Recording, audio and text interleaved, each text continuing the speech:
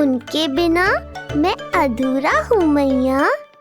ये दोनों भाई एक दूसरे के बिना अधूरे हैं जीजी। हमें इन दोनों को साथ ही रखना चाहिए। आप ही सोचो, यदि नीलमणि की रक्षा होगी तो आपका लल्ला भी तो सुरक्षित रहेगा। तुम सच कह रही हो यशोदा। हमें इन दोनों को मिलाना चाहिए और साथ में ही रखना चाहिए, सुरक्षित। तब तो शीघ्र ही पंडित जी को बुलाकर हमें शुभ मुहूर्त निकलवाना चाहिए। शुभ मुहूर्त? हाँ, शुभ मुहूर्त। दोनों भाइयों के मिलन के साथ साथ उनका नामकरण संस्कार भी करवा देते। अब अपने दाऊ से मिलूंगा मैं।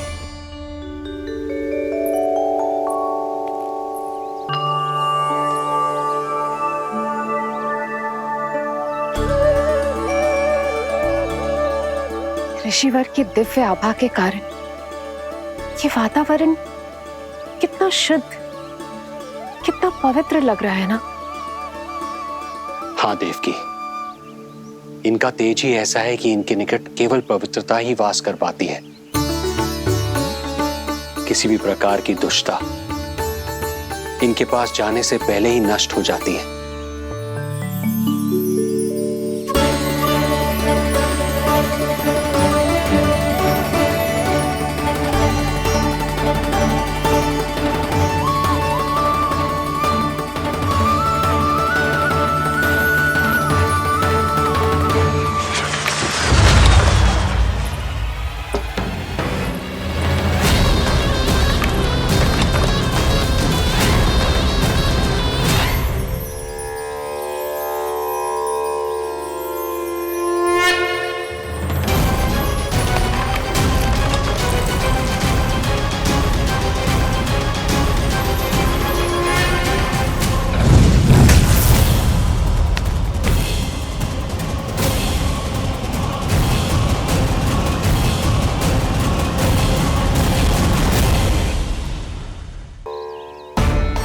इनका तेज ही ऐसा है कि इनके निकट केवल पवित्रता ही वास कर पाती है।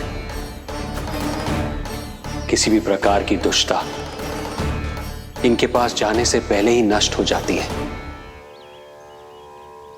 यदि महर्षि की इच्छा के बिना मैंने भीतर प्रवेश किया तो कहीं ये मुझे श्राप ना दे दे। नहीं, इससे तो अच्छा है कि मैं यहीं आश्रम के बाहर रुकूं और यहीं से इन दोनों पर दृष्टि रखूं।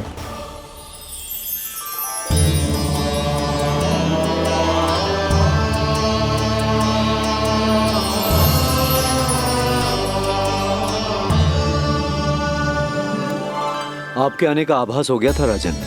गुरुदेव, जो संतानें हमने खो दी है उनका श्राद्ध करवाने की विनती लेकर हम आपके पास आए हैं।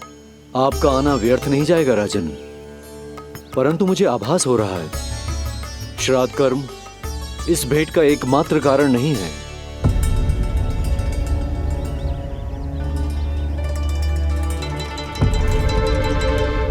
आपको उसकी या कंस की चिंता करने की कोई आवश्यकता नहीं है।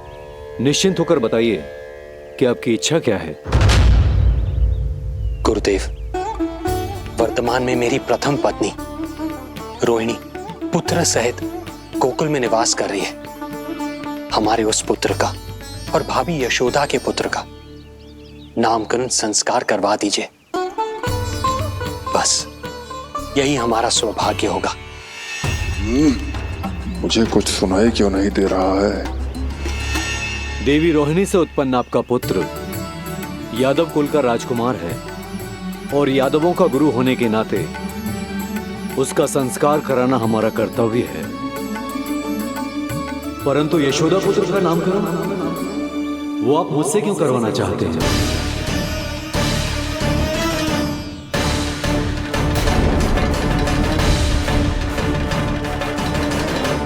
गुरुदेव, सत्य ये है कि रुक क्यों गई रानी देवकी? आपके मन में जो कुछ है कहिए। ये कैसी दुविधा में फंस गया मैं। यदि मैंने गुरुदेव को यशोदा पुत्र का सत्य बताया तो कंस को भी पता चल जाएगा और यदि नहीं बताया तो कहीं ऐसा ना हो कि ऋषिवर ही बुरा मान जाए। लगता है आप दोनों की दुविधा मेरे अनुमान से भी बहुत बड़ी है। अपनी या अपने पुत्र की कुंडली लाए हैं राजन? जी गुरुदेव, अपनी कुंडली है मेरे पास। देवकी,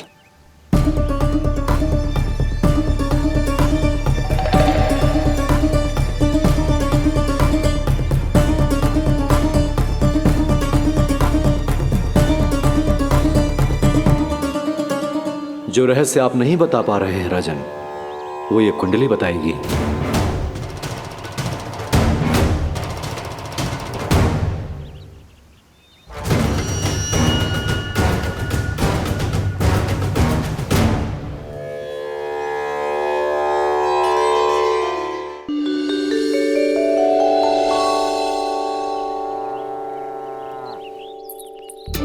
लल्ला, बता कैसी है जगदा? मैया को हो क्या गया है आज?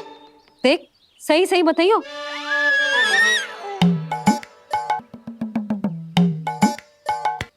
अच्छी है ना? पसंद आएगी ना उसे? हाँ? या फिर जे मोर पंख वाला मुकुट दे दूं? पहली बार मिल रहा है तू, उपहार तो देना चाहिए ना? पर बड़े तो वो है ना मैया, उपहार तो वो देंगे मुझे।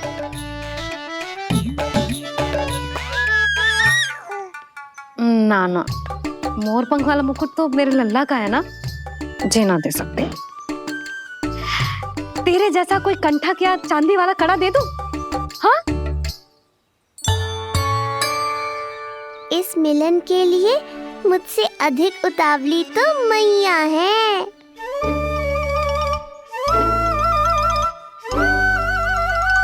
अच्छा, जे उपहार छोड़, तू तो जे बता कि तू उसे बुलाएगा क्या कह के?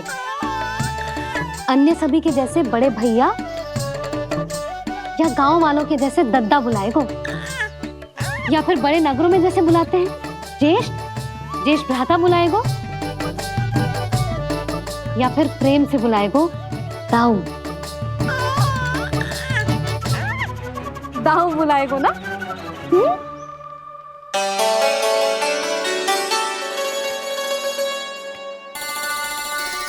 सुनो आपने, हमारे लल्ला ने निर्णय ले लियो, ये अपने भैया को ताऊ कहकर बुलाएगो। अरे वाह, लल्ला ने बोलना भले ही ना सीखो, परंतु तुम्हें बता दियो। और नहीं तो क्या, लल्ला कुछ कहे ना कहे माँ तो समझ जाती है ना लल्ला?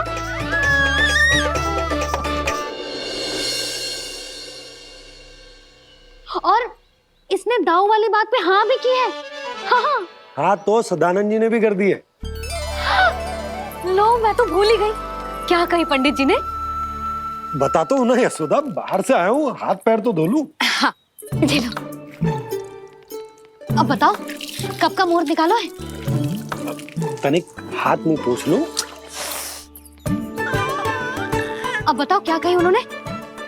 यशोदा, थक गए हूँ, तनिक सांस तो लेने दो। बाहर से आया हूँ, जल ना पूछोगी?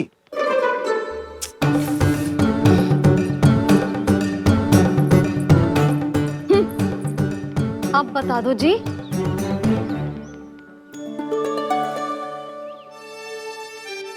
बाबा, अब बता भी दो, नहीं तो खेल खेल में खेल हो जाएगा। हाँ, बताओ।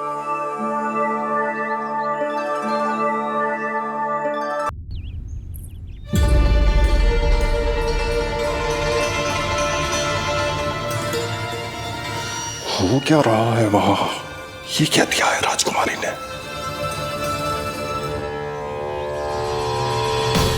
गुरुदेव, शीघ्र ही कोई मुहूर्त बता दे तो बड़ी कृपा होगी।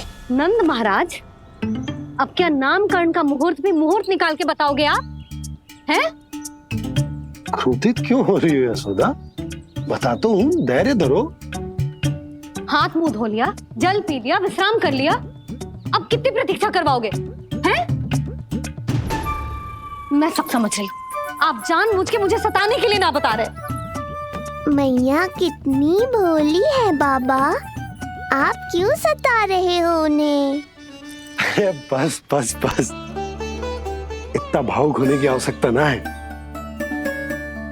बता तो, पंडित जी ने बताया है एक बहुत ही शुभ मुहूर्त आने वाले सप्ताह में ये है। और जानती हो जिस शुभ मुहूर्त किस दिन पड़ेगा? जिस दिन हमारा लल्ला पूरे 100 दिन का हो जाएगा। इससे अच्छा मुहूर्त तो हो ही नहीं सकता। धन्यवाद गुरुदेव।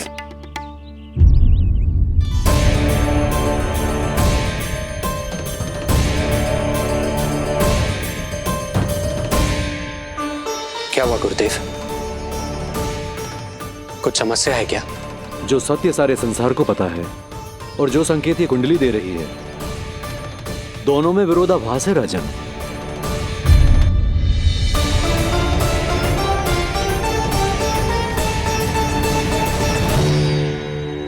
मैंने कहा ना राजन, उसकी चिंता करने की आवश्यकता नहीं है। ये कुंडली मुझसे कह रही है कि आपके भाग्य में केवल पुत्र थे। आपके भाग्य में केवल पुत्र थे, तो पुत्री कैसे हुई? इस कुंडली के अनुसार आपकी दोनों पत्नियों के एक एक पुत्र जीवित हैं।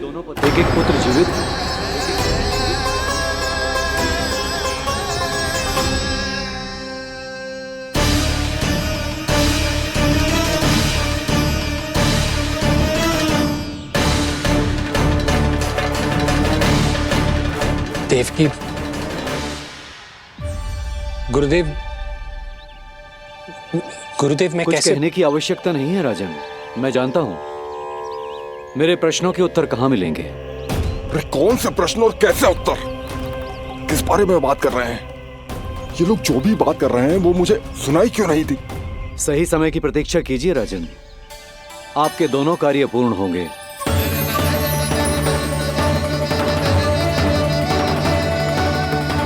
अब आप निश्चिंत होकर जाइए और प्रसन्नता मनाने की तैयारी कीजिए। आपका बहुत बहुत धन्यवाद गुरुदेव। प्रणाम।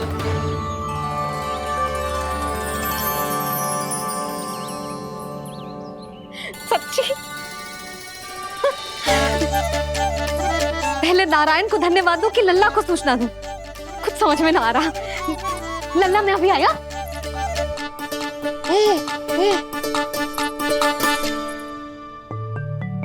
आपका बहुत बहुत धन्यवाद नारायण।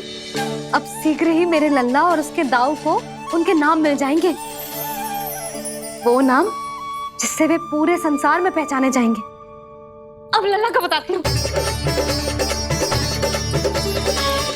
लल्ला, तू जैसे ही 100 दिवस का हो जाएगा, तेरा और तेरे दाऊ का नामकरण हो जाएगा।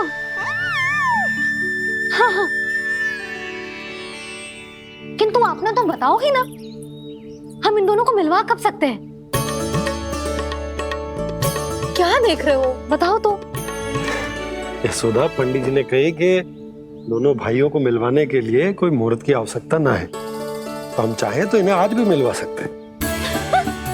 लल्ला सुनो तूने, तू आज ही अपने दाऊ से मिल सकता है। मैं अभी सारी तैयारियां करती हूँ। भव्य मिलन होगा गोकुल में, भव्य मिलन।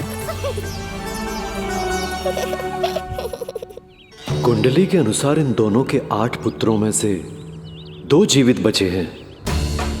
पहला तो रोहिणी पुत्र है, पर दूसरा कौन है? और वो कन्या कौन थी जिसे कंस ने मारा था? वासुदेव की कुंडली में अभी तक पुत्री योग बना ही नहीं है।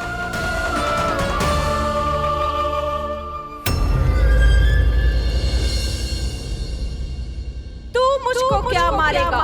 अपनी आयु संभाल, काल तेरा अवतरित रूप है उसका उपाय।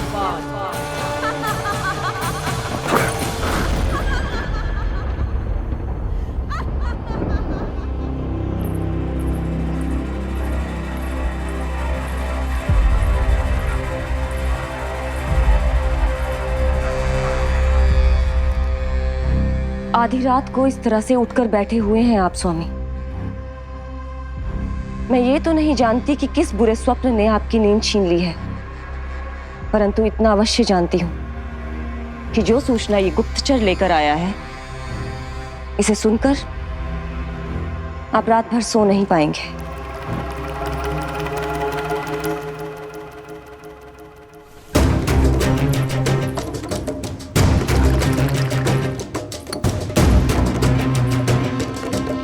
क्या सूचना है? महाराज, उत्कच मारा गया, उत्कच मारा गया, उत्कच मारा गया।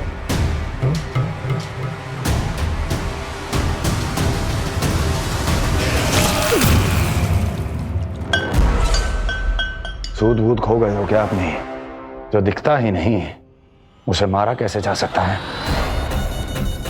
इसने स्वयं देखा था महाराज। जिस शकट में समाकर शक्तासुर उस बालक को कुचलने वाला था, आपके शत्रु ने उसी शकट को चकनाचूर कर दिया।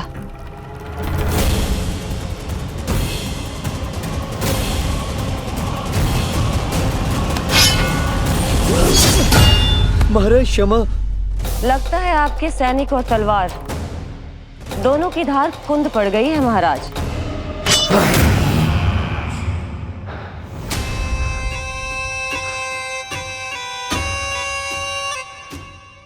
इस तलवार की धार पर अब तभी विश्वास दृढ़ होगा जब ये उस बालक के रक्त से स्नान कर लेगी।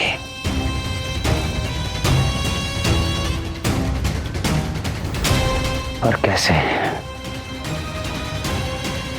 कैसे?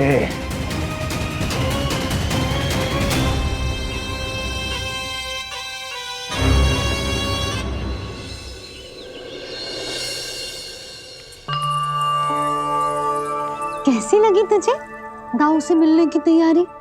बहुत अच्छी है मैया, पर उससे भी अच्छी है वो प्रसन्नता जो इस मिलन के उत्साह में मुझे आपकी आंखों में दिख रही है।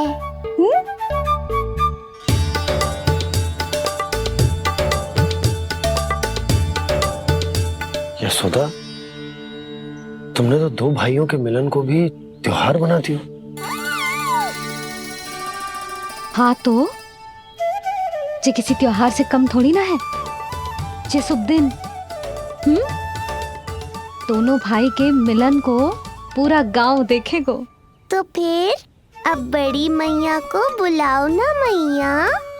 यशोदा जी, रोहिणी जीजी इतनी प्रतीक्षा क्यों करवा रही है? इतने दिवस से छुपा के रखे हो लल्ला को, अब तो शीघ्रता करनी चाहिए ना, है ना भाभी? प्रतीक्षा अवश्य की है, किंतु फल भी तो मीठा मिलेगा। आती होंगी रोहिणी जीजी।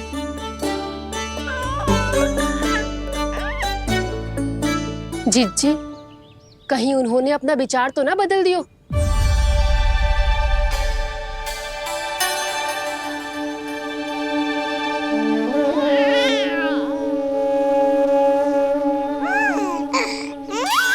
कितनी शीघ्र चिंतित हो जाते हो आप सब।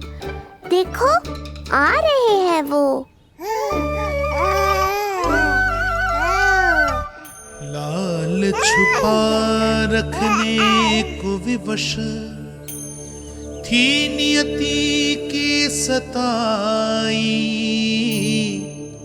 भूल के भय माज प्रभु की जग सम्मुख है लाई।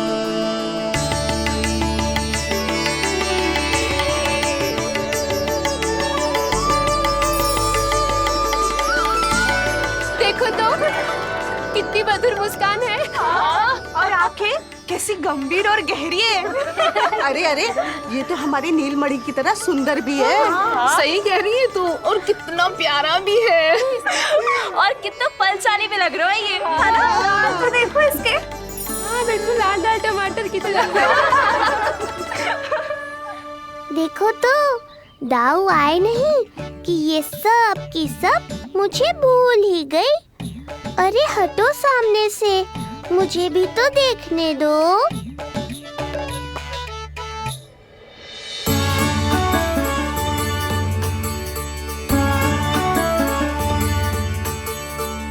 मैया सहायता करो ना।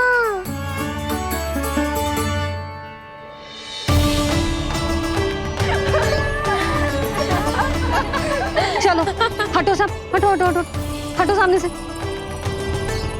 चलो,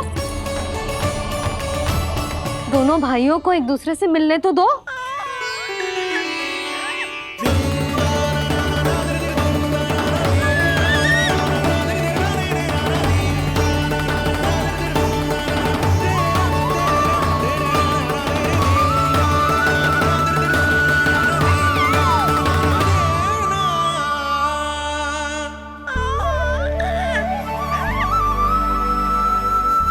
चल नल्ला, चल आजा। देख नन्ना, आ गए जी तेरे भैया, तेरा दाऊ। जी भर के बातें करो और निहारो एक दूसरे को। लाओ जिज्जी, आजा। ये रहे तेरे दाऊ। आओ जिज्जी।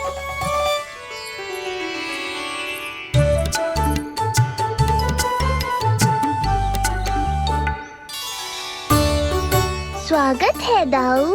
कितनी प्रतीक्षा के बाद अब जाकर आपसे भेंट हुई है।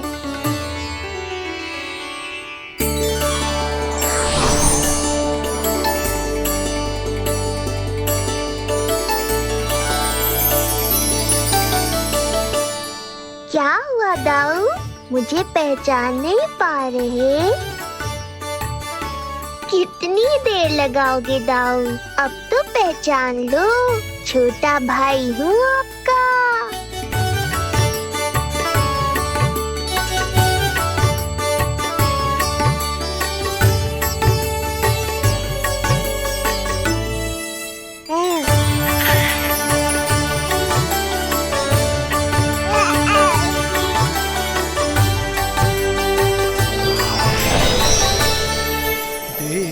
प्रभु को भक्त शेष की आंखें है भर आई,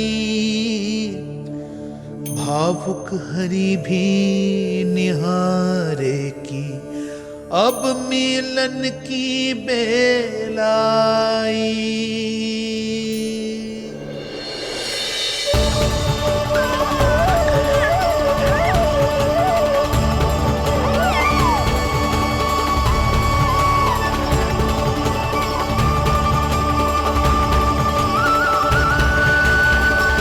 प्रभु, आपके दर्शन पाकर मैं धन्य हो गया।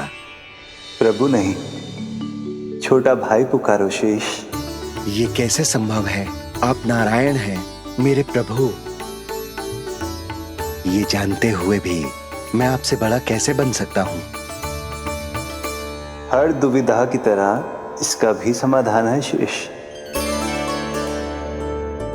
अब तो हम एक दूसरे से मिल भी चुके हैं।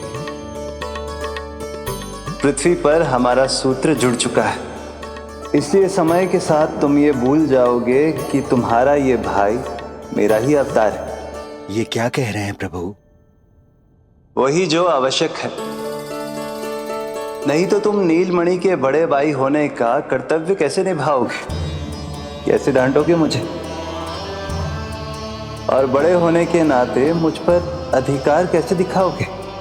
पर प्रभु, पर किंतु परंतु ये सब भूल जाओ शेष। आज से इसी क्षण से मैं हूं तुम्हारा छोटा भाई और तुम मेरे ताऊ। मैं हूं तुम्हारा छोटा भाई और तुम मेरे ताऊ। नारायण नारायण दाऊ। दोनों इतने सुंदर लग रहे हैं, मेरी तो दृष्टि भी ना हट रही इससे। कहीं मेरी ही दृष्टि ना लग जाए नहीं।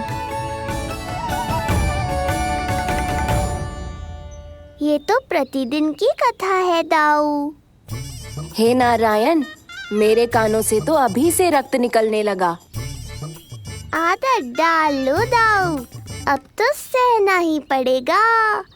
वो देख रहे हो, सुलक्षणा चाची सबसे अधिक चतुर यही है। केवल अधिक चतुर ही नहीं नीलमणि, बहुत अधिक सयानी भी है ये। बिल्कुल सही पहचाना दाऊ, पर आप चिंता मत करो, मैं हूँ ना, मैं संभाल लूंगा इन सबको। देखो तो जिज्जी, इन दोनों की दृष्टि एक दूसरे से ऐसी चिपक गई है कि अब हटने का नाम ही ना ले रही।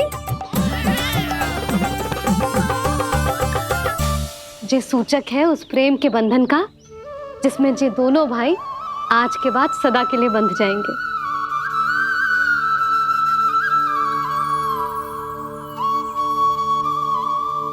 मुझसे भूल हो गई यशोदा, मैंने इन दोनों को पहले ही मिलवा देना चाहिए था।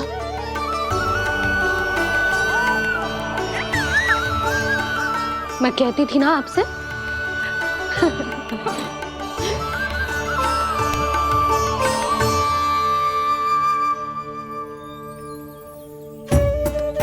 आई मैं।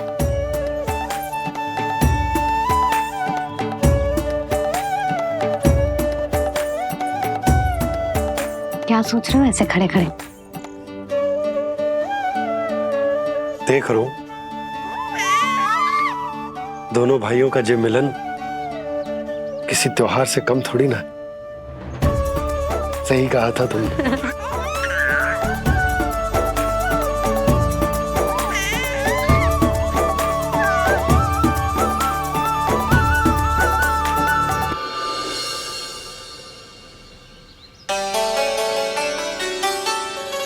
सुना ना तूने जो गोपिया क्या कह रही थी कि नीलमणि का दाऊ कितना बलशाली है।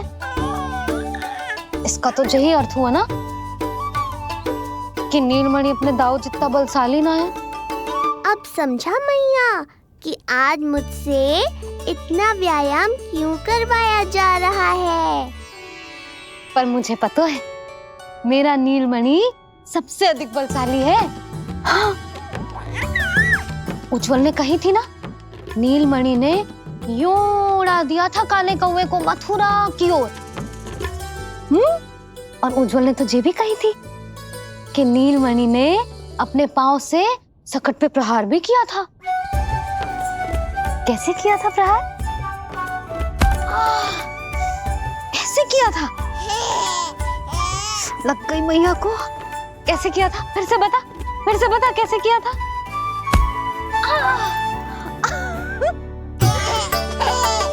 मेरे लल्ला में कितना बल है। मैया को ही ढकेल दियो पीछे।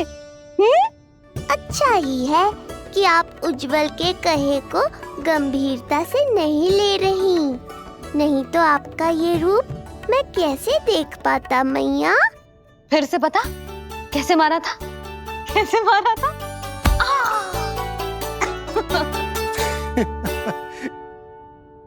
लल्ला तू बड़े के जैसे कब से हंसने लगो?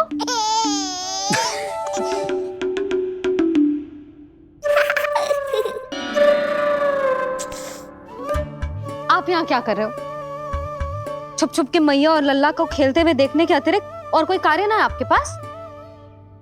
कार्य तो है, पर यह अधिकार भी है कि मैं अपनी बड़ी सी पत्नी को अपने छोटे से लल्ला के साथ छोटे बालकों की तरह व्यवहार करते हुए देखूं। हाँ? अब देख लियो ना, अब जाओ अपना कार्य करो। कार्य तो कर लूंगा, परंतु मेरा पेट मुझसे कह रहा है कि इसे भूख लगी। भूख लग गई? भोजन का समय होगा। अभी लगाती हूँ भोजन।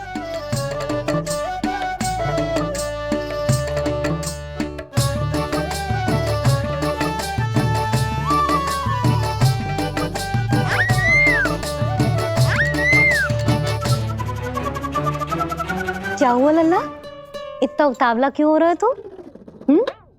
तुझे भी भूख लगी आई है क्या? सच्ची में भूख लगी आई है कि मंद मंद मुस्कुरा के मैया को बांधना चाहता है?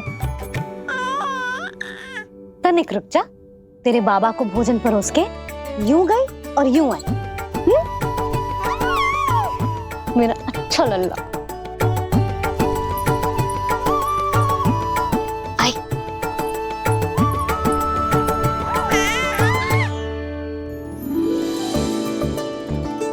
आज केवल रोटी है खाने में?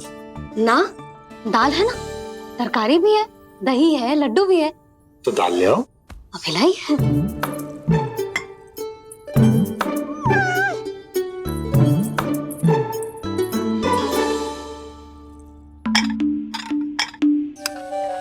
अवश्य भूख ही लगी होगी उसे। यशोदा, दही नहीं दाल। क्षमा करना, भूल हो गई।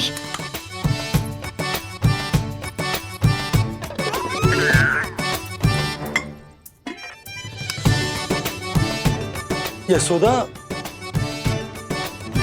दाल दाल।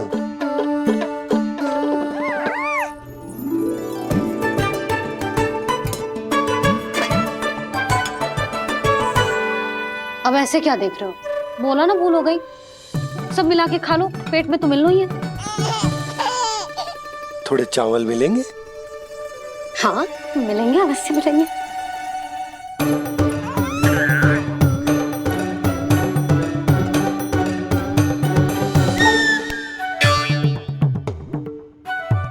लड्डू नहीं, चावल।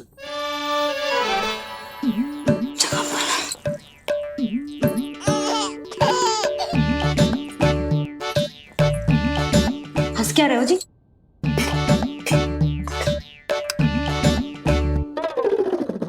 आज व्यायाम भी बहुत कस के करवाओ था मैंने, कहीं अधिक भूख तो ना लगी होगी। सच्ची है यशोदा, बिल्कुल ना बदले तू। पहले रामू की चिंता में व्याकुल रहती थी और अब हम नीलमणि में तुम्हारा मन लगा रहता। हाँ तो लल्ला भूखा हो और मैया का मन व्याकुल भी ना हो, ऐसा हो सकता है भला?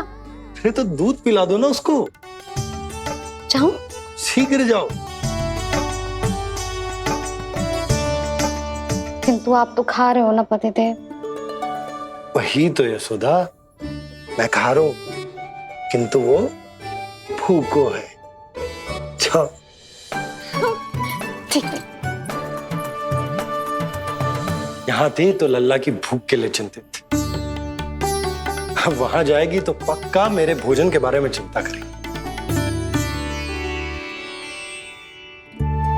कहीं आधी ही भूख में ना उठ जाए तेरे बाबा, उन्हें कुछ और चाहिए होगा तो। सही कहा था बाबा ने, वहाँ मेरी चिंता थी, यहाँ बाबा की चिंता है। सच्ची मैया, अनोखी हो आप।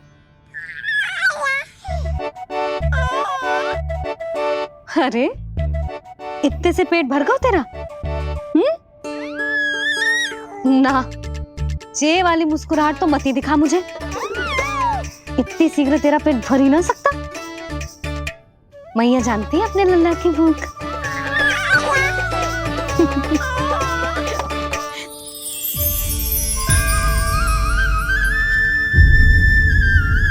ये क्या है लल्ला?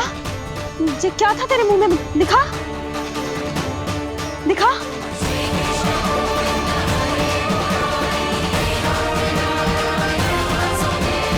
मैया को सब पता है, इतनी जल्दी तेरा पेट भर ही ना सकता।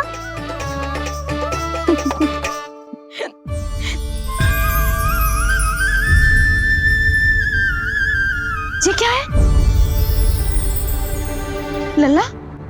ये क्या था तेरे मुंह में? दिखा। ओहो, मैं तो भूल ही गया था कि मेरे भीतर ही तो सारी सृष्टि समाई हुई है। मैया ने उसकी झलक देख ली, अब क्या होगा? क्या होगा यशोदा? सुनो जी, हमारे लल्ला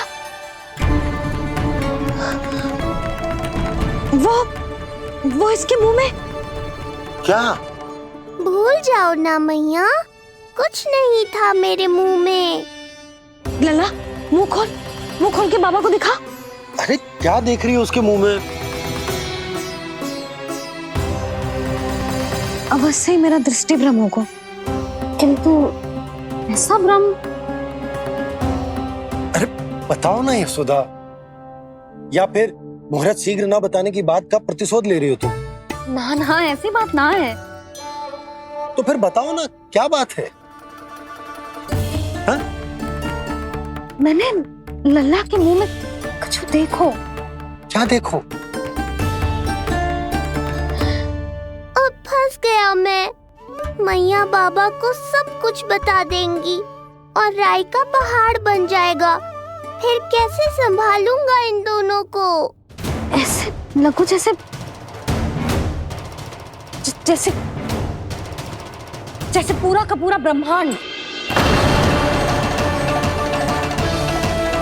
ब्रह्मांड लल्ला के मुंह में। अच्छा, तुम मेरा मुंह देखो।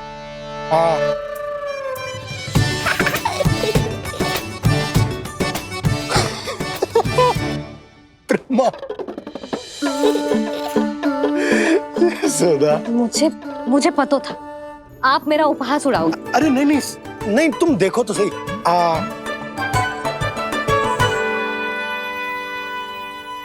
ब्रह्मांड ना सही, गोकुल तो दिखना चाहिए। अरे गोकुल को राजा हूं मैं, है कि ना? है? देखो, अरे देखो। धन्यवाद बाबा, आपने इस बात को गंभीरता से नहीं लिया, इसलिए अब मैया भी नहीं लेंगी। आज तो बचा लिया आपने। आज के बाद ना आपको कुछ बताऊंगी ही ना। आप जाओ, नामकरण उत्सव की तैयारी करो। और हाँ, इस बार भी उत्सव छोटा ही करना है, जो तो मत ही बोलना आप। हाँ। अब इसे कैसे समझाऊं कि हम कोई भी उत्सव बड़ा ना कर सकते? व्यर्थ ही कंस की दृष्टि पड़ जाएगी हम पर।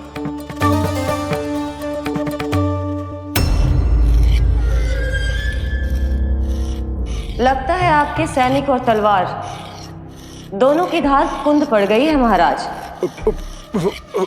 महाराज, मुझे भय था कि कहीं ऋषि गर्ग मुझे श्राप ना दे दे।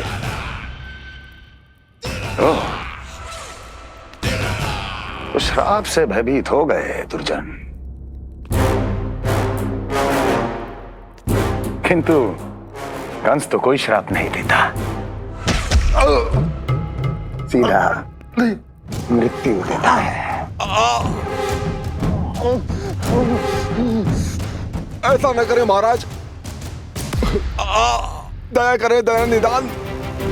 यदि मैं उनकी इच्छा के विरुद्ध भीतर जाने की कोशिश करता तो जितनी सूचना मुझे मिली है उतनी भी नहीं ला पाता। तब आपको कैसे पता चलता महाराज कि आपकी बहन और बहनोई मात्र अपनी मृत संतानों के श्राद्ध के लिए वहां नहीं गए थे?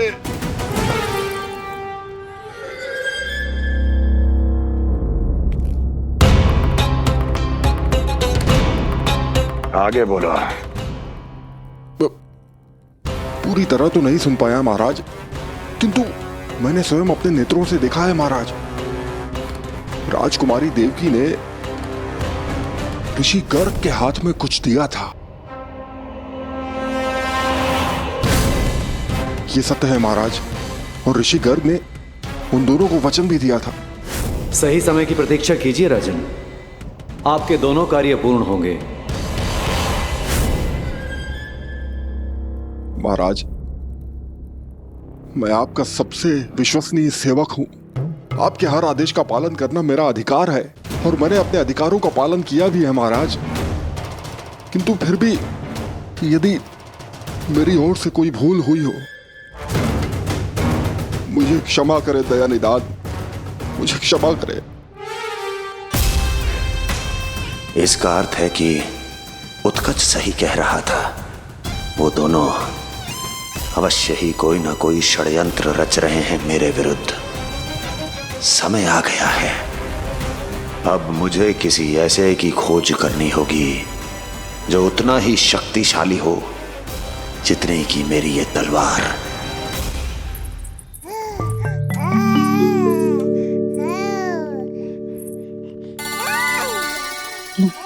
अभी से पुकारने लगो जी, अभी तो आई हूँ रसोई में।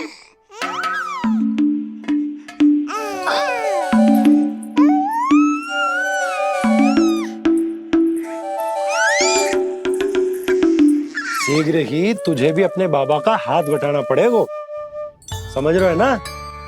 बटाएगो ना हाथ?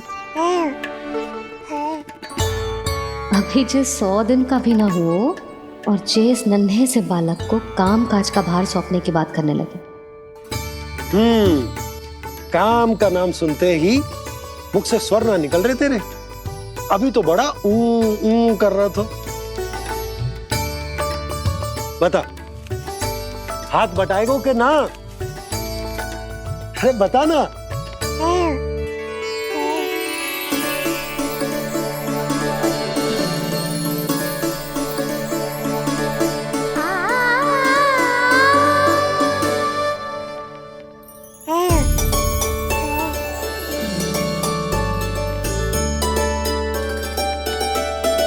कल तू पूरा 100 दिन को हो जाएगा लल्ला।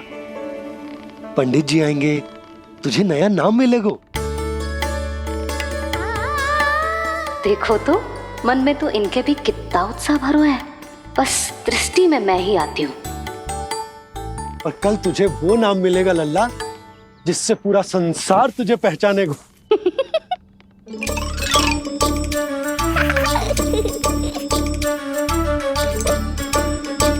अब लल्ला, कितना कार्य शेष है और तूने मुझे बातों में लगा लियो। मुझे क्यों फंसा रहे हो बाबा? छुपाने की कोई आवश्यकता ना है। जितनी उत्साहित मैं हूँ उतने ही उत्साहित आप भी हो इसके नामकरण को लेके, पता है मुझे। लल्ला के नामकरण पे उसके बाबा उत्साहित ना होंगे? बिल्कुल होंगे, इसीलिए तो कह रही हूँ अपना उत्साह बांटो अपने लल्ला के साथ। मैं अभी आई। अच्छा, ऐसे तो तुम लल्ला को छोड़ के कहीं ना जाती। अभी कहाँ चली? रोहिणी जिज्जी के पास, और कहाँ? लल्ला और उसके दाऊ के नामकरण की तैयारी करनी है कि ना? कितने लोगों को आमंत्रित करना है, कितने प्रकार की मिठाइयां बनानी है, ढोल वाले को कितने बजे का समय देना है, ये सब सुनिश्चित करना है ना, ताकि ये उत्सव गोकुल का सबसे बड़ा उत्सव हो। अरे सूची देनी है जिज्जी को।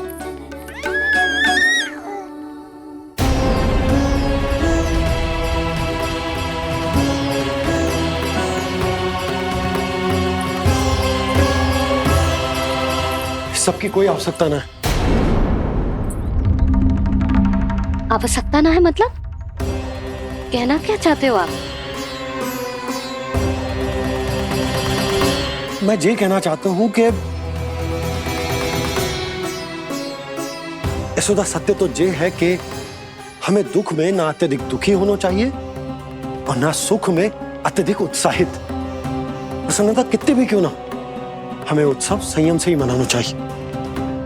इतने वर्ष संयम ही तो रखा था ना नंद जी। ये समय संयम का ना आनंद से बावले हो जाने का है। यशोदा, हम आयोजन छोटा ही करेंगे।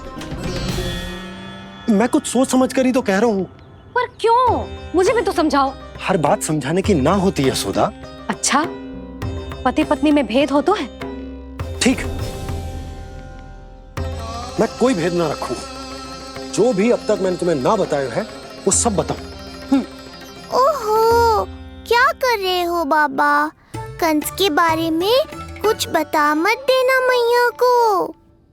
वो मंगला है ना, उसने आज शाम को ही बछड़ा दियो और भाद्रपद का मास लगभग बीतने को ही है, तो धीरे धीरे शरद ऋतु आ जाएगी, दूध की हानि भी कम हो जाएगी।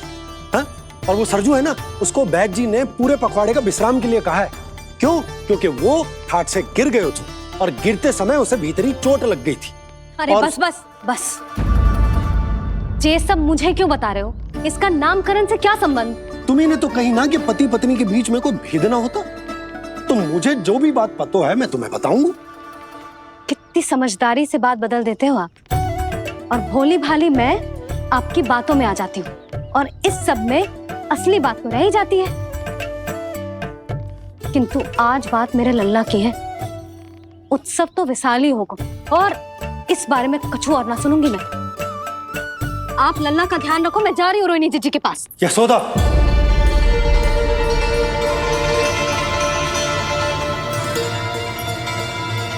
बात केवल सुनने की ना होती, उसे समझना भी पड़ता है।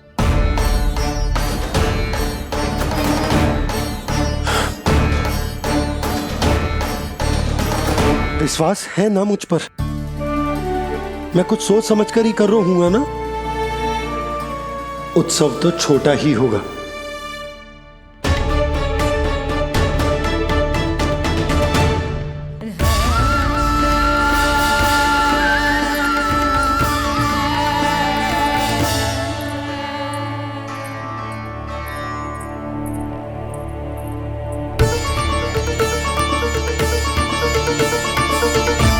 क्षमा करना लल्ला, तेरी मैया को डांटना पड़ गया। आपको मेरी सुरक्षा की चिंता है बाबा, समझता हूँ मैं, इसलिए आपने ये निर्णय लिया है। समझ में नहीं आता, कब कौन सा निर्णय क्यों लेते हैं आप? यदि कंस को समझना इतना आसान होता तो कंस नहीं होता। ये नया सिंहासन उसके लिए है जो मेरा विश्वास पात्र बनेगा। मेरे दाहिने हाथ की तरह मेरे मन के सबसे निकट होगा वो। मंत्री परिषद में विशेष स्थान की प्राप्ति होगी। मेरे बाद पूरे राज्य के लिए उसी का वचन होगा। शासन। किंतु ये अधिकार केवल उसे प्राप्त होगा जो मेरी परीक्षा में उत्तीर्ण होगा। मेरा सबसे महत्वपूर्ण कार्य करेगा वो। इसलिए जाओ, कह दो सभी बाहुबलियों को, महाबलियों को, दैत्यों को, दानवों को, प्रेतों को, पिशाचों को, सभी को ये सूचना दे दो ना ना ना ना, सूचना नहीं, चुनौती दो कि यदि साहस है तो आए, मेरी परीक्षा में उत्तीर्ण हो और इस सिंहासन पर बैठने का अधिकार प्राप्त कर ले। जाओ। और हां, ये अवश्य कहना कि केवल वही आए जिनके हृदय में साहस का ज्वालामुखी धधकता हो, जिनकी तलवारें पर्वतों का सीना चीरने को व्याकुल हो, जिनकी संकल्प शक्ति इतनी दृढ़ हो कि मृत्यु से टक्कर ले लें। कायर नहीं चाहिए मुझे। जाओ। महाराज, आप जिसे भी ये विशेष पद देंगे, भविष्य में यदि वही हमारे शीश पर बैठ गया तो क्या करेंगे आप? पहले ऐसा कोई योद्धा सामने तो आए अस्ति,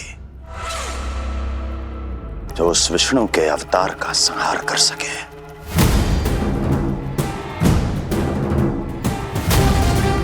और जहां तक प्रश्न है हमारे शीश पर बैठने का, तो स्मरण रखो अस्ति, कंस को अच्छी तरह आता है ऐसे दुस्साहसियों को बीच दरबार में खड़ा करके अपनी उंगलियों के संकेत पर नृत्य करवाना। ता दीर्घ ता और अपना कार्य सिद्ध होने के बाद उनके तन से उनके शीश को उतारना। कंस को भलीभांति आता है।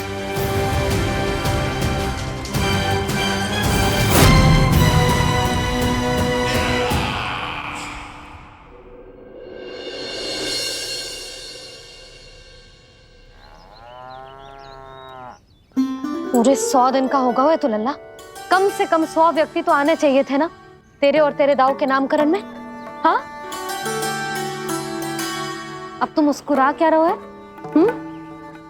तू ही बता, जे भवन देख के लग रहा है कि यहाँ कोई उत्सव है?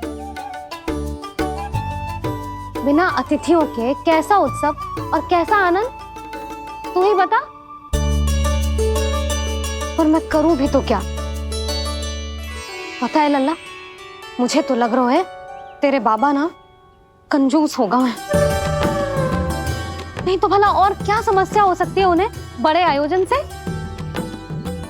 अरे गोकुल के राजा का लल्ला है तू, राजकुमार। यदि तेरा आयोजन बड़ा ना होगो तो भला किसका होगो?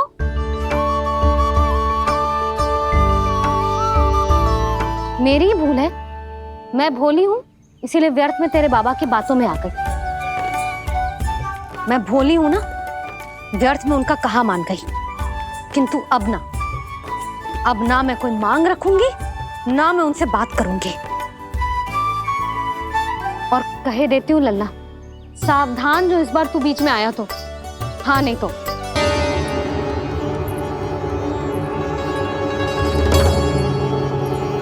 क्या होगा? हाँ सब ठीक तो है ना? आप इतनी चिंता में क्यों हो जी? कोई बुरी सूचना तो ना मिली? अब जे मत ही कहना कि जे भी मुझसे छुपाना पड़ेगा। जो भी है मुझे बताओ। पंडित सदानंद जी महाराज वो नामकरण के लिए ना आ सके। उनकी बिटिया के पांव भारी, उसे लिवाने वो समझाने गए। ये तो शुभ समाचार है।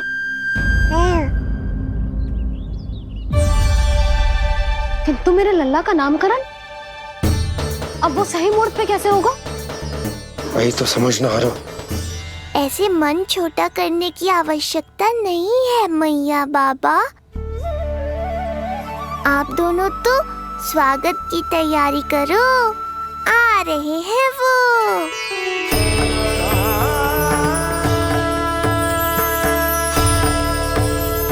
लो आ गए वो जिनकी मुझे प्रतीक्षा थी। आप दोनों व्यर्थ ही चिंता कर रहे थे।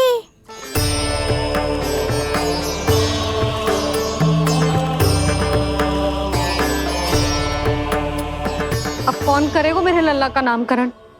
ऋषि गर्ग, नंदराज, रानी भाभी, महान ऋषि गर्ग हमारे गांव में पधारे हैं।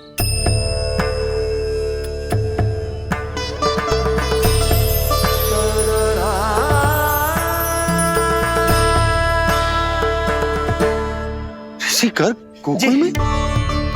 हाँ नंदराज, और कह रहे थे उन्हें यादव राज वासुदेव जी ने भेजो है रानी जी के पास। अरे तो तुम लोग खड़े खड़े क्या देख रहे हो? जाओ उनके सत्कार की तैयारी करो। जी यशोदा, उनके स्वागत की तैयारी करो। सुनो जी, वो तो यादवों के कुलगुरु है ना, रोहिणी जीजी के यहाँ आए हैं, हमारे यहाँ आएंगे। आप देखती जाओ मैया, वो सीधे हमारे घर ही आएंगे।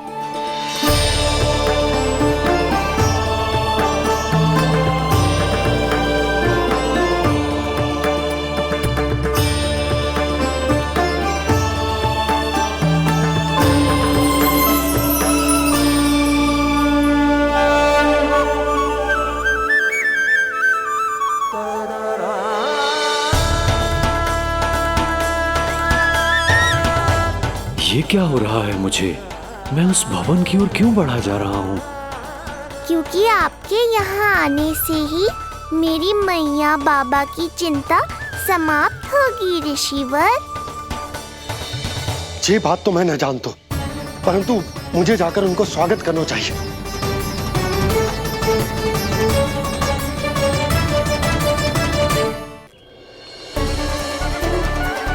गुरुदेव, कल्याण हो। भगवान श्री नारायण के महान भक्त आज हमारे गांव में पधारे। हमारा जीवन सफल है गया आज। वो भवन आपका है नंदराज? आपके शुभ चरण पड़ेंगे तो हमारा जय भवन पवित्र हो जाएगा। इतने बड़ी ऋषि अगर हमारे घर पधारेंगे तो हमारे तो भाग्य ही संवर जाएंगे। मैया आपके दर्शन को तरस रही है ऋषिवर, संकोच मत कीजिए, अब आ भी जाइए। पधारिए गुरुजी। न जाने क्यों मेरे पांव अपने आप ही आपकी भवन की तरफ जाने को व्याकुल है नंदराज।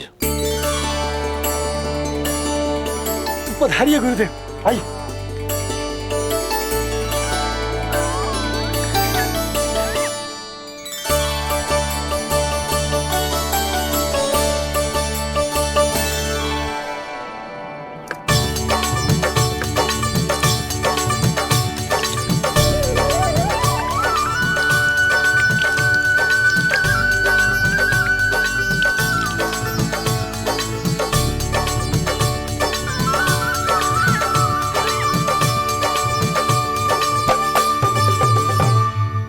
कल्याण हो।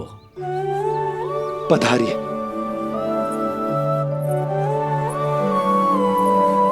आया तो था मैं रानी रोहिणी के भवन में, पर पता नहीं कैसे यहाँ खींचा चला आया। विराजिए गुरुदेव। महाराज, आप इसे भी रोहिणी जिज्जी का ही घर समझिए। मैं अभी बुला कर लाती हूँ। महाराज, ये हमारा सौभाग्य है कि आपने यहाँ आना स्वीकार किया। कहिए, क्या सेवा करूं मैं आपकी? मुझे आपके भाई वासुदेव ने भेजा है नंदराज।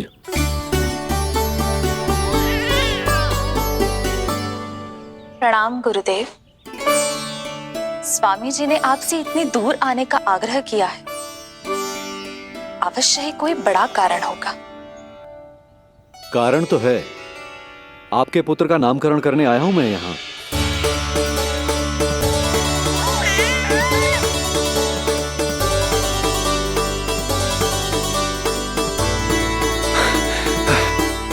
ऋषिवर, तब तो आप अत्यंत ही शुभ दिन पधारे। आज का ही मुहूर्त निकलो है भाभी के लल्ला और हमारे लल्ला के नामकरण के लिए। हम तो पंडित जी गांव से बाहर हैं, इसीलिए आप। अब तो आप यहाँ आ गए हो, आप हमारे भी लल्ला का नामकरण कर दो ना। पुत्री, ये क्या कह रही हो तुम?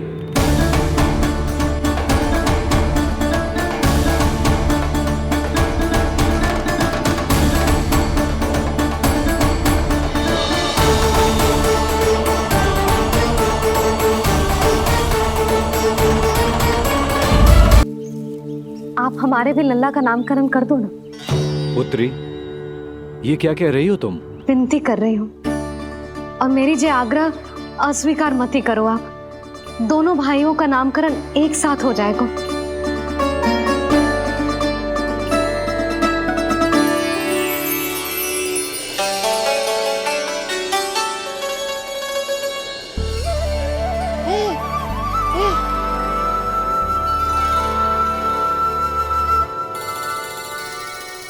कितने प्यारे और निर्दोष बालक हैं।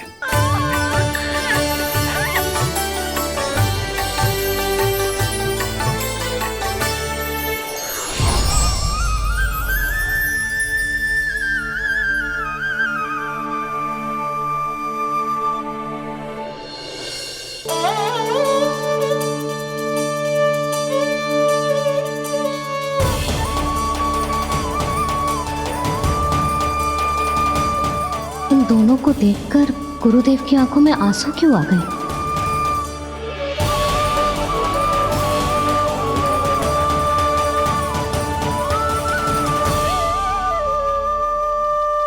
ये क्या कर रहे हैं ऋषिवर?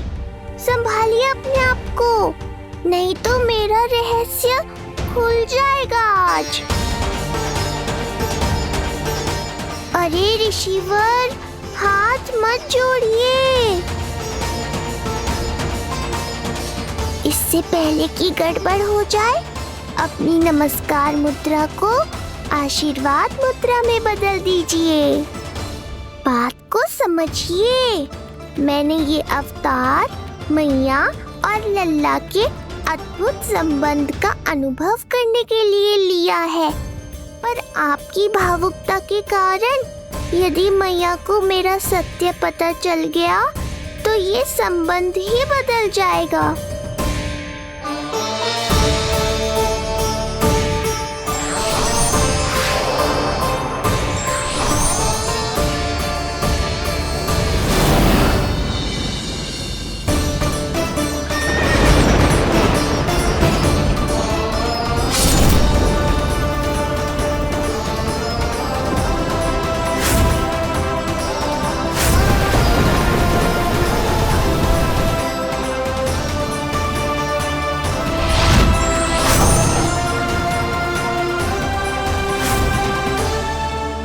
अब आप सब कुछ जान चुके हैं ऋषिवर, इसलिए अब मेरे सामने हाथ जोड़कर मेरे सत्य को उजागर मत कीजिए।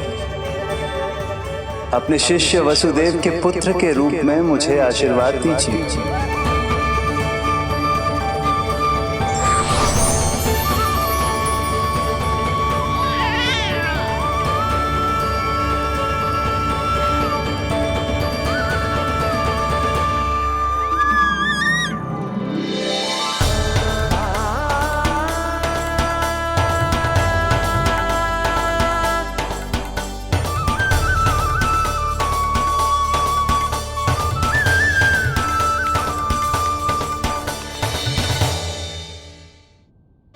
ऋषिवर, आप मौन क्यों हैं? और आपकी आंखों में आंसू, सब कुछ ठीक है ना? अब तो आप हमारे लल्ला का नामकरण करोगे ना? इन दोनों का नामकरण करना मेरा सौभाग्य होगा पुत्री।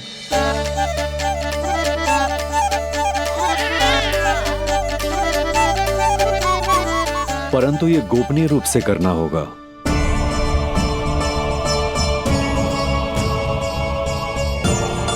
अवश्य ही स्वामी का आग्रह होगा, ताकि कंस की बुरी दृष्टि हमारे पुत्र पर ना पड़े। ये तो बहुत महान ऋषि हैं, इन्हें कंस के अत्याचारों के बारे में अवश्य पता होगा। अपनी संतान का नामकरण संस्कार करना एक मां के लिए उत्सव से कम नहीं होता है, पर यह छुपकर करना होगा। आप दोनों को स्वीकार तो है ना? जैसी आपकी आज्ञा गुरुदेव। स्वीकार है गुरुदेव। तो फिर कहाँ करना है हमें नामकरण का प्रबंध? गुरुदेव, मंदिर सही रहेगा? उससे पवित्र स्थान तो हो ही नहीं सकता है। ऋषिवर, आप तनिक विश्राम कीजिए, हम लोग प्रबंध करते हैं। मैं कुछ समय इन बालकों के साथ व्यतीत करना चाहूंगा। ये तो इनका सौभाग्य होगा। हमें आज्ञा दीजिए।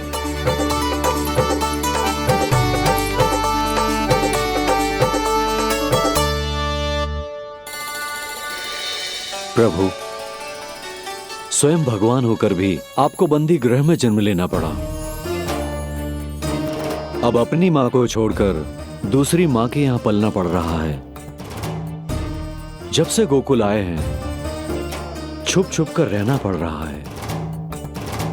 इतनी नन्ही सी अवस्था में दुष्ट कंस के कितने ही आक्रमणों का सामना कर चुके हैं आप। और जिस उत्सव में सभी सप्तऋषियों और सभी देवी देवताओं को साक्षी बनकर आना चाहिए, उस नामकरण उत्सव को यहां एकांत में करना पड़ रहा है।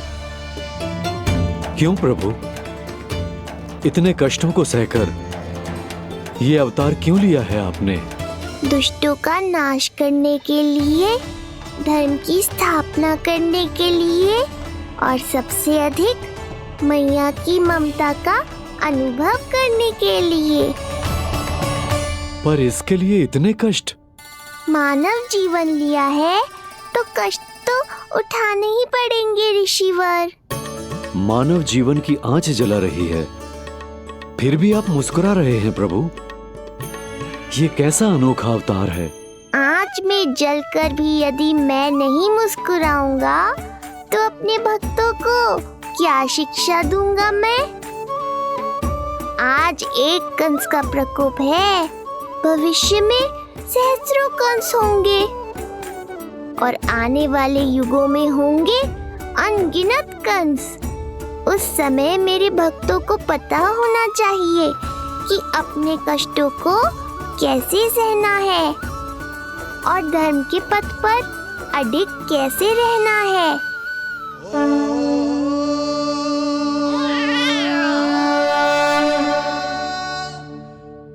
आप धन्य हैं प्रभु। देखा अस्ति, जब सिंह दहाड़ता है तो वन के सभी जीव जंतु इकट्ठे हो ही जाते हैं। वो सब जो मेरा विश्वास पात्र होने का अधिकार और ये सिंहासन पाना चाहते हैं, सामने आए। बुद्धि के बिना बल अपंग होता है महाराज, और मेरे पास बुद्धि और बल दोनों हैं। आप केवल आदेश दीजिए किसका संहार करना है।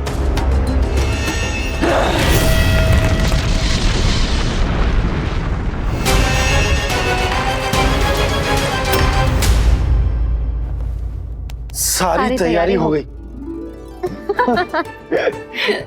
बोलो। आप गुरुदेव को बुला लो, मैं रोहिणी जीजी और बालकों को ले आती हूँ। यशोदा, तुम रुष्ट तो ना हो ना मुझसे? मैं भला रुष्ट क्यों होने लगी? नहीं, तुम जो उत्सव बड़े धूमधाम से करना चाहती थी और बहुत प्रसन्न हूं मैं कि हमारे लल्ला का नामकरण स्वयं ऋषि गर्ग पूरे विधि विधान से कर रहे हैं। मैं समझ गई, उत्सव बड़ा हो या ना हो, प्रसन्नता बड़ी होनी चाहिए। अरे मैं तो इतनी उत्साहित हूँ कि दोनों भाइयों का नामकरण आज के शुभ मुहूर्त पे हो रहे हैं। तो इससे पहले जो बीत जाए, जाओ। आप ही बुला लो।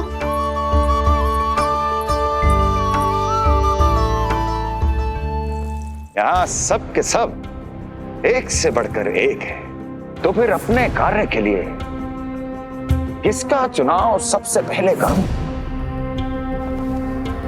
मेरा सामर्थ्य तो आपने अभी तक देखा ही नहीं महाराज। चुटकी बजाकर शत्रुओं का विनाश कर सकता हूं मैं।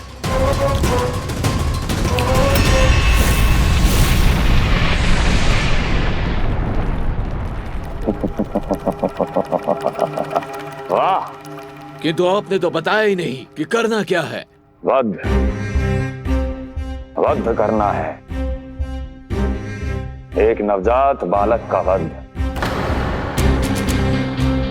उसे साधारण बालक मत समझना। गोकुल में नंद के घर पल रहा वो बालक विष्णु का अवतार है।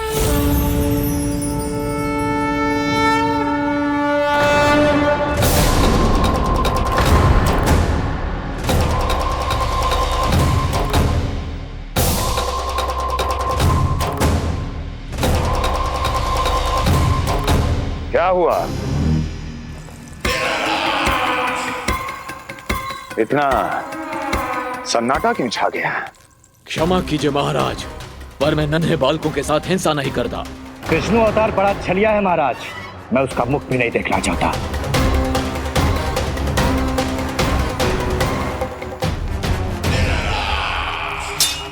जाने दो इन्हें। वैसे भी इस सिंहासन के लिए मुझे कायरों की कोई आवश्यकता नहीं। जाने दो।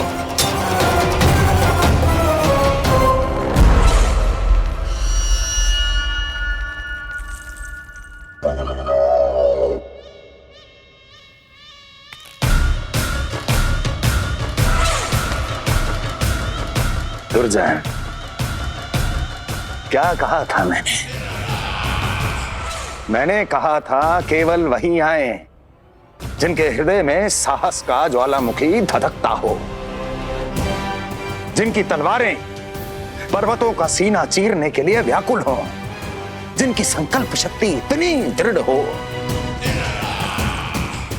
कि वो मृत्यु से टक्कर ले जाएं।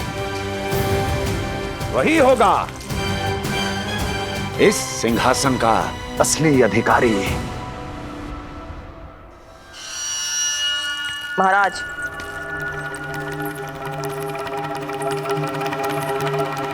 ना तो आपके दिए इस सम्मान का कोई मूल्य रह गया है और ना ही आपके भय का। अभी अभी आपने ही कहा था ना कि जब वन में कोई सिंह दहाड़ता है तो उस वन के सभी जीव जंतु एक जगह एकत्रित हो जाते हैं, परंतु उसी वन में जब कोई बब्बर सिंह दहाड़ता है तो वही जीव जंतु भय के मारे इधर उधर भागने लगते हैं। निश्चित ही वो बालक इन सब के लिए बब्बर सिंह बन चुका है। उसका भय हमारे साम्राज्य की नींव हिला रहा है महाराज।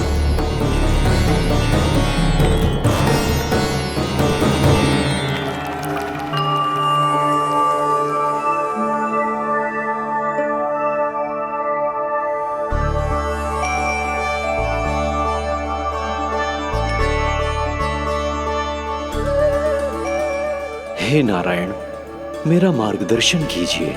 हे मां सरस्वती, मुझे आशीर्वाद दीजिए ताकि मैं दोनों बालकों के लिए सर्वोत्तम नामों का चुनाव कर पाऊं।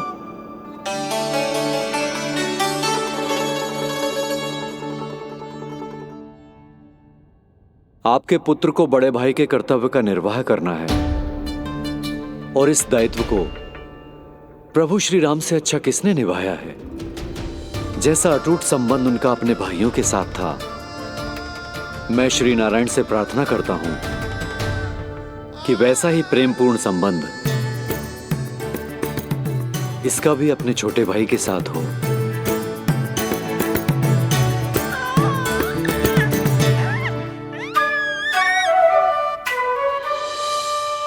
इसीलिए इसका नाम राम राम, इसीलिए इसका नाम राम राम, इसीलिए इसका नाम राम।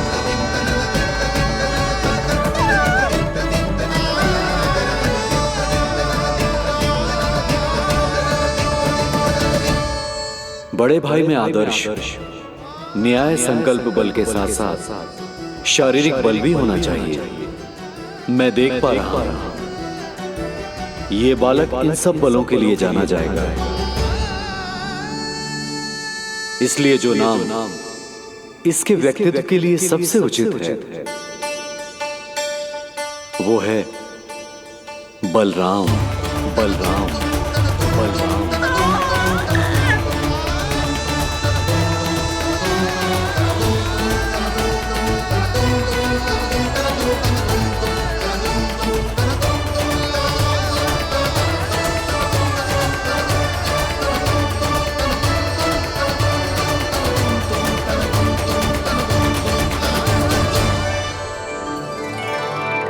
बलराम,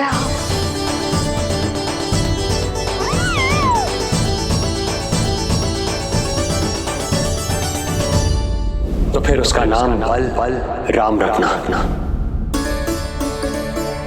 कैसा अद्भुत संयोग है रिसीवर। जब इसके जन्म की सूचना देने मैं वसुदेव भैया के पास मथुरा गया था, तब उन्होंने भी यही नाम रखा था, बलराम। ये संयोग नहीं, नारायण की इच्छा है नंदराज। बलराम से अधिक उपयुक्त नाम इस बलराम के लिए कुछ और हो ही नहीं सकता है। पर मैं तो दाऊ कहकर ही बुलाऊंगा इन्हें, बलदाऊ।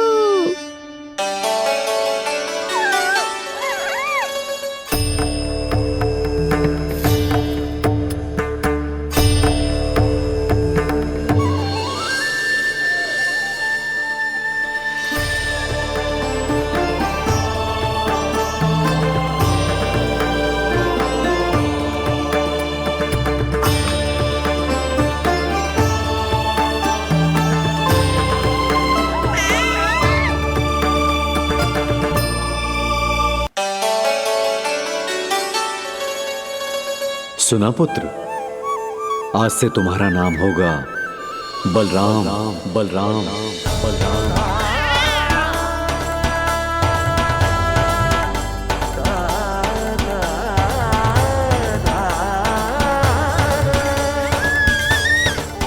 गुरुदेव, कितना अद्भुत नाम दिया है आपने इसे। अब मेरे लल्ला को भी ऐसा ही कोई उत्तम सा नाम दे दो।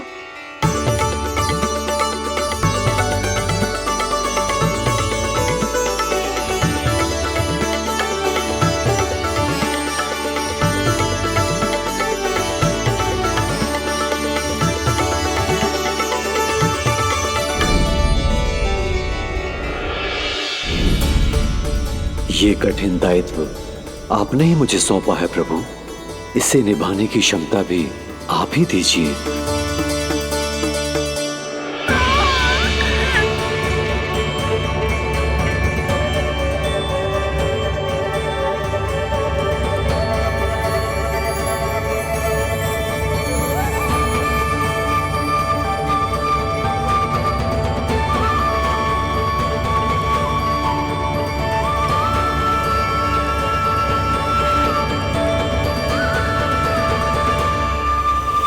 कृष्ण कृष्ण कृष्ण कृष्ण कृष्ण कृष्ण कृष्ण कृष्ण कृष्ण।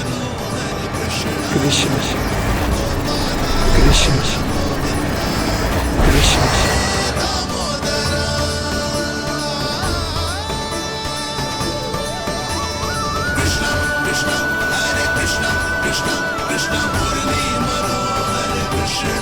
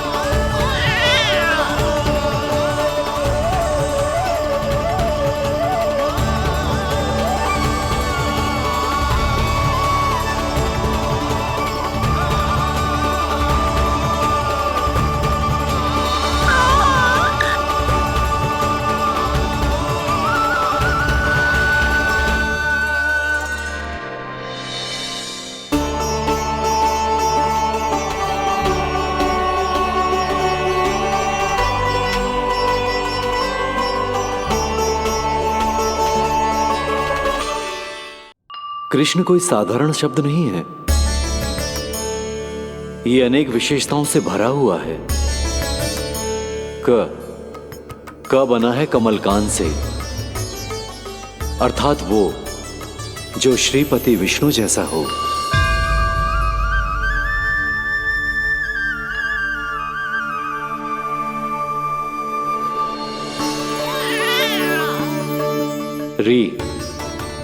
री की उत्पत्ति हुई है श्री राम से, अर्थात वो जो सबके हृदय में बस जाए। श ऐश्वर्य के स्वामी विष्णु के लिए, अर्थात वो जो समृद्धि लेकर आए।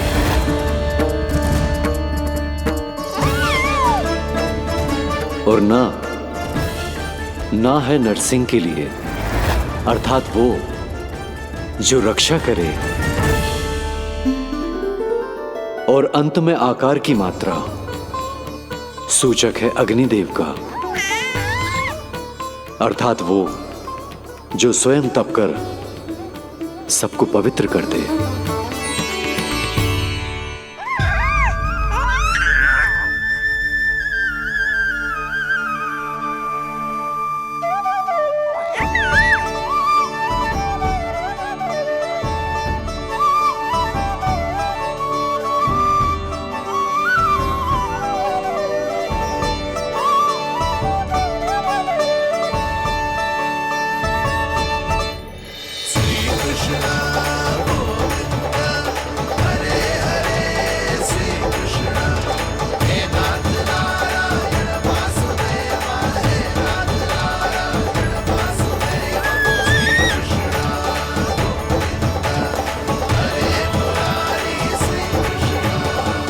आज से तुम्हें सारा संसार जिस नाम से पहचानेगा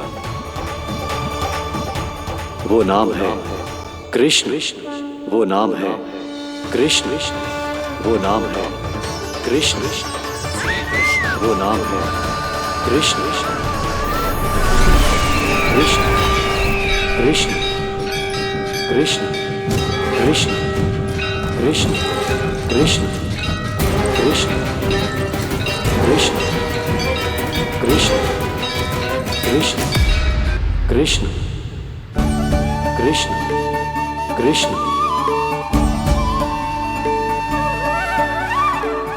यशोमती मैया की नंद लाला,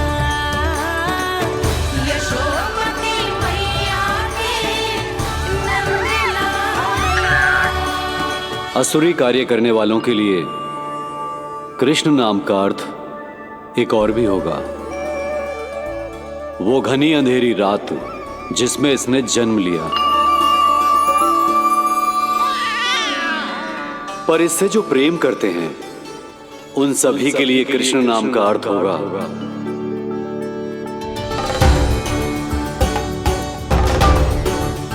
अतुलनीय सुंदरता और अथाह प्रेम।